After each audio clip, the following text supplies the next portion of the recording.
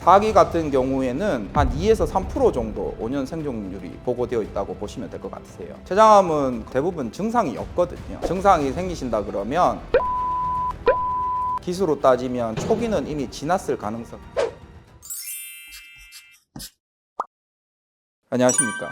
광명 웰리스내과 검지센터의 대표원장 장민호라고 합니다. 분당 서울대학교 병원에서 소화기내과 전문의로 일했고요. 좋은 의료 서비스를 제공해주고 환자분들의 편의를 제공해드리기 위해서 내과 검지센터 지금 운영하고 있습니다. 췌장암 같은 경우에는 복강 내에 뒤쪽에 위치해 있는 장기고요. 보통 혈당을 조절하는 인슐린이 분비가 되고 각종 음식물을 소화하는 소화효소들이 분비되는 장기입니다. 아무래도 복강 내 뒤쪽에 장기들이 위치해 있다 보니까 검진이라든지 각종 검사들로 발견하기 어려운 한 장기라고 보시면 될 것 같습니다. 췌장암은 거의 대부분 증상이 없거든요. 초음파나 이런 검사들로 잘 발견되지 않는 경우들이 많습니다. 그래서 이제 이미 췌장암이 발견되는 정도면 기수가 한 3기나 4기 이렇게 해서 병기가 많이 지나 있는 경우들이 많거든요. 그렇기 때문에 예후도 좋지 않고요. 그래서 아마 환자분들이 췌장암에 관련해서 두려움도 있으시고 검진하실 때 많이 물어보신다 보시면 될 것 같아요.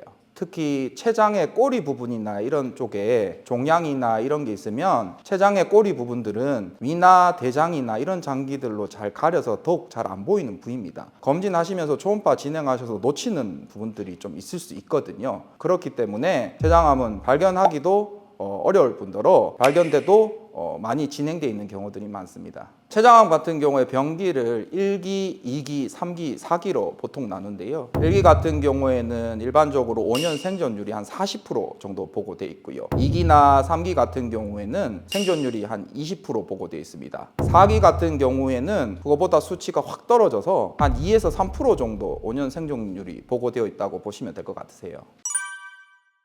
과거에는 췌장암 완치율이 한 8% 정도라고 보고되어 있었는데요. 요즘은 의학 기술들이 발전이 돼서 한 12% 정도까지 완치율이 된다고 보고되어 있긴 합니다. 한 4% 정도 상승되어 있긴 한데요. 다른 암종에 비해서 완치율이 좀 떨어진다 보시면 될 것 같으세요. 발견하기가 어렵기 때문에 발견했을 때 이미 병기가 3기, 4기 이미 전이가 진행되어 있는 경우들이 많기 때문에 암이 진행되어 있는 경우들이 많습니다. 그래서 예후가 안 좋아서 그렇다고 보시면 되겠습니다.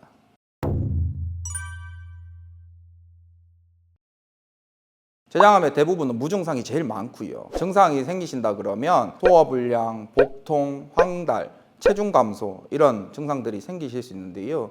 이미 그런 증상이 생기셨다 그러면 기수로 따지면 초기는 이미 지났을 가능성이 높다고 보시면 될 것 같으세요. 환자분들이 인터넷이나 유튜브나 각종 채널들 보시면 췌장암 관련해서 등통증으로 인해서 췌장암 발견됐다고 하시는 분들 환자분들 많으신데요. 이미 등통증이 시작이 되고 소화불량이 동반돼 있어서 췌장암이 발견되신 환자분들이라 그러면 기수로 따지면 이미 4기나 3기 이상 되신 환자분들이 많다고 보시면 되겠습니다.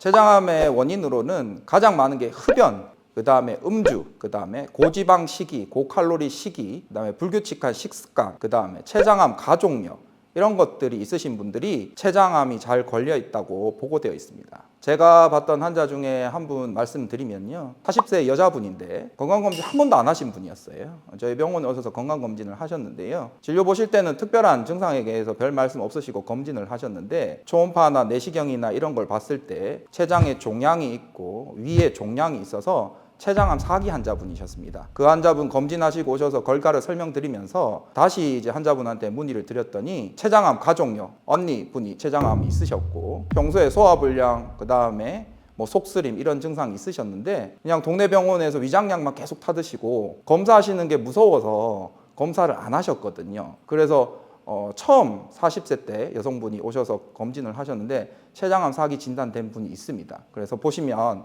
췌장암은 가족력 중요하다고 보시면 될 것 같으세요. 지금 현재 항암, 방사선 치료하고 있으신 걸로 알고 있는데요. 네, 췌장암 자체가 4기 이상 되면 5년 생존율이 거의 10% 미만이거든요. 예후는 별로 좋지 않으실 것 같으세요.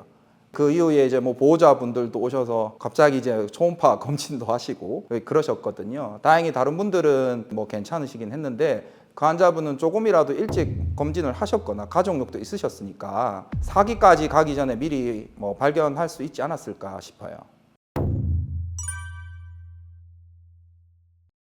일반적으로 저희가 이제 병기라고 하면 1, 2, 3, 4기를 나누는데요. 한 1기 정도 되시면 췌장암은 원칙적으로 수술하시는 게 원칙입니다. 그리고 2, 3, 4기 중에 수술적으로 치료가 불가한 분들 같은 경우에는 방사선 치료나 항암 치료를 먼저 하시고 수술을 하시기도 하고요. 3기나 4기 정도 되시면 이미 전이가 좀 되어 있는 경우들이 많거든요. 그런 경우 같은 경우에는 방사선 항암 치료에서 종양 크기를 줄이고 나서 수술하기도 하고요. 너무 전이가 많이 됐거나 병기가 오래 지났다 그러면 그냥 처음부터 방사선이나 항암 치료 먼저 고려할 수 있다, 이렇게 보시면 될 것 같으세요. 췌장암은 완전 절제한 환자분들에 있어서도 재발률이 75에서 80% 정도 된다고 보고되어 있습니다. 재발률이 다른 암종에 비해서 좀 높다고 보시면 되겠죠. 수술하시고 나서도 꼭 주기적으로 검진을 하셔서 췌장 쪽에 문제가 없는지 평가가 꼭 필요하다고 보시면 될 것 같으세요. 일반적으로 보면 이미 췌장암이 발견되어 있는 환자분들을 보시면 발견이 어려운 장기이기 때문에 이미 기수가 많이 지나 있는 경우들이 많거든요. 그렇기 때문에 수술이나 항암, 방사선 치료를 하셔도 재발률이 높다고 보셔야 될 것 같으세요. 3, 4기 환자분들 중에 5년 생존율이 높지가 않잖아요. 그러나 특히 젊은 환자분들 중에 방사선이나 항암에 치료 반응도가 좋고 그로 인해서 수술적 치료까지 진행이 돼서 5년 뒤에도 장기적으로 생존이 가능하시고 치료율이 높은 분들이 있거든요. 제가 본 환자 중에서도 30대 남자분 중에 췌장암 4기 환자분이셨는데 그분은 나이가 한 30대 정도 되셨기 때문에 체격도 있으시고 체력도 좋으셨어요. 항암이나 방사선에 반응이 좋아서 추후에 췌장암 크기가 줄어들어서 수술적 치료까지 하시고 지금 현재까지도 한 10년까지도 이제 이렇게 큰 문제 없이 지내시는 분도 있거든요. 그래서 췌장암 같은 경우에는 환자분들마다 다 약제 반응이나 그다음에 이런 것들이 다 다르다고 보시면 될 것 같으세요. 원칙적으로 한 40대 이상 되시면 상복부 초음파가 간, 담낭, 췌장을 보는 초음파거든요. 일반적으로 증상 없으시더라도 한 2년 주기로 초음파 하시는 거 꼭 권고드리고요. 그 다음에 췌장암 가족력이 있으시거나 소화기계 각종 가족력이 있으시거나 이전 병력이 있으시다 그러면 40세 이전보다 한 3, 5년 정도 당기셔서 초음파 이런 것들을 꼭 하시는 게 중요하시고요. 췌장 골이나 이런 부분들은 위나 대장으로 인해서 가려서 잘 안 보이는 부분들이 있을 수 있거든요. 그래서 초음파 하실 때 일부 췌장이 정확하게 평가가 안 되신다 그러면 초음파를 첫 번째로 많이 하고요. 복부 CT를 찍어서 추가 평가를 하고요. 그래도 만약에 췌장암이 정확하게 평가가 되지 않으면 복부 MRI나 내시경 초음파 이런 걸 통해서 췌장암 유무를 정확하게 평가해 보시면 대부분은 조기에 다 발견된다 보시면 될 것 같으세요. 그래서 요즘은 내시경 자체에 초음파가 달려있는 내시경 초음파들이 있거든요. 그런 이제 위 내시경 같이 내시경을 집어넣어서 췌장 쪽을 직접 초음파로 보면 아무래도 췌장 머리 쪽에 있는 종양이라든지 이런 부분들을 정확하게 좀 더 평가해 볼 수 있습니다. 그래서 각종 검사, 영상 검사로 해서 췌장이 정확하게 평가가 되지 않으면 내시경 초음파나 이런 걸 추가로 하셔가지고 더욱 정확하게 췌장암을 구별한다 보시면 될 것 같으세요. 국가검진 하시면 본인 생활 패턴 다 괜찮고 큰 문제 없으니까 큰 질환 없을 거라고 생각하시는 분들이 많은데요. 초음파는 또 다른 영역이거든요. 그래서 국가검진 보통 2년마다 피검사, 그 다음에 엑스레이 이런 것들 많이 하시는데 거기 하실 때 꼭 한 번은 초음파나 이런 것들 같이 넣으셔서 검진하셔야지 간, 담낭, 췌장과 같은 각종 장기의 종양이라든지 다른 질환들을 구별할 수 있다 보시면 될 것 같으세요.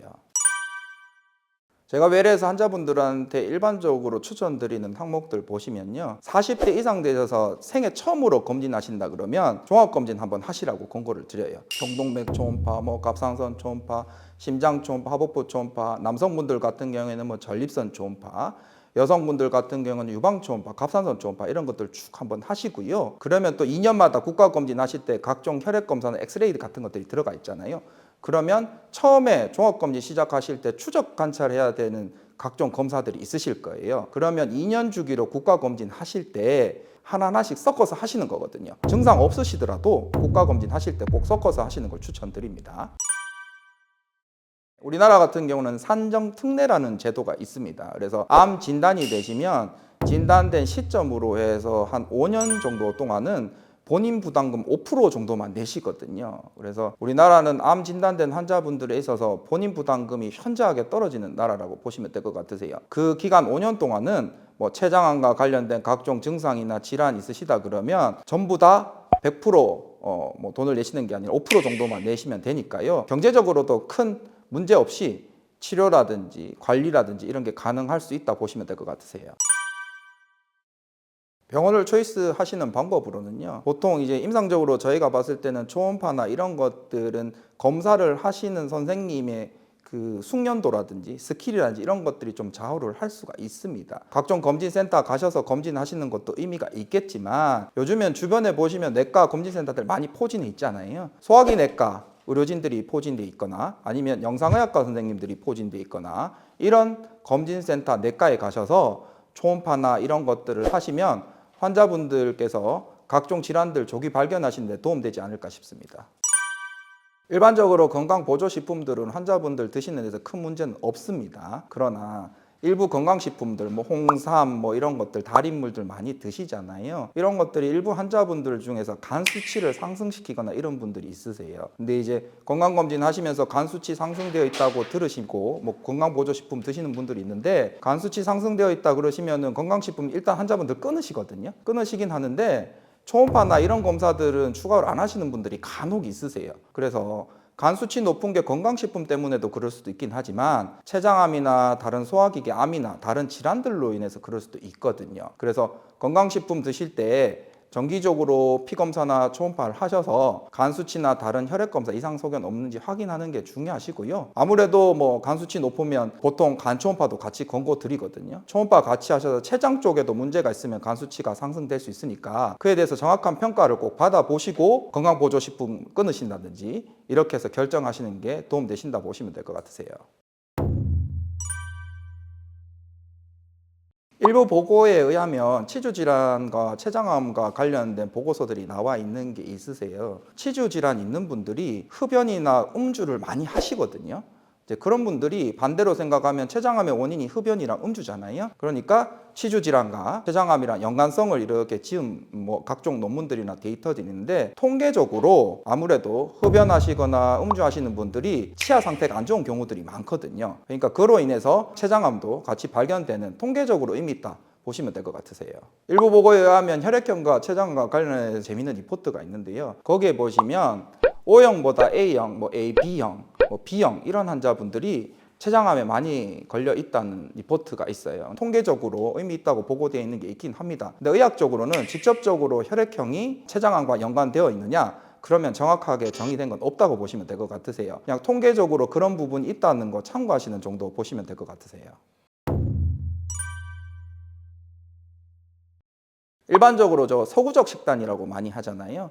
기름진 식단, 그리고 지방이 많이 들어간 음식, 이런 음식들이 췌장암을 일으킬 수 있는 요인이 된다고 보시면 될 것 같으세요. 채소들 종류, 푸른 채소들 드시는 게 중요하고요. 뭐 양배추나 시금치나 이런 초록색 색깔이 띠는 채소들 환자분들 쪽 드시라고 제가 외래에서 설명을 드리는데요. 그런 채소 종류 드시는 게 꼭 중요하고요. 과일 같은 경우에도 토마토나 이런 붉은 채소 위주로 드시는 것도 중요하고요. 식단을 그래서 채식과 과일들을 적절하게 섞으셔서 드시는 게 꼭 중요하고요. 환자분께서 혹시 뭐 기름진 뭐 삼겹살이나 이런 비계라든지 기름기가 많이 들은 음식들 드실 수 있잖아요. 사시다 보면. 그렇게 되시면 그 다음날 운동을 조금 더 하셔서 그걸로 커버를 한다고 보시면 될 것 같고요. 원칙적으로는 어쨌든 췌장암이나 이런 것들은 고지방 식이로 인해서 그런 췌장암이 유발된다고 되어 있으니까 최대한 좀 피해서 드신다 이렇게 보시면 될 것 같으세요. 췌장암에 대해서 환자분들이 많이 걱정하시고 뭐 이렇게 두려워하시고 이런 분들이 많은데요. 검진을 통해서 미리 췌장암이라든지 각종 췌장질환 찾을 수 있습니다. 병원 오시는 거 무서워하지 마시고요. 40대 이상 되시는 환자분들께서는 복부 초음파, 췌장, 간 이런 보는 초음파들을 꼭 2년 주기로 하시는 게 중요하고요. 가족력이 있으시다 그러면 그 전보다 더 당기셔서 30대라도 초음파를 꼭 주기적으로 하시는 게 또 중요하고요. 평소에 흡연, 음주, 식습관이 고지방식이로 인해서 생활 패턴이 좀 이렇게 안 좋으신 환자분들 있으실 수 있잖아요. 그런 분들 같은 경우에도 초음파나 CT 같은 검사들을 통해서 췌장 쪽 평가를 꼭 받아보시면 조기에 발견되면은 치료율이 나쁘지 않거든요. 조기에 검진들 하셔서 건강 체크해 보시는 게 꼭 중요하다고 보시면 되겠습니다.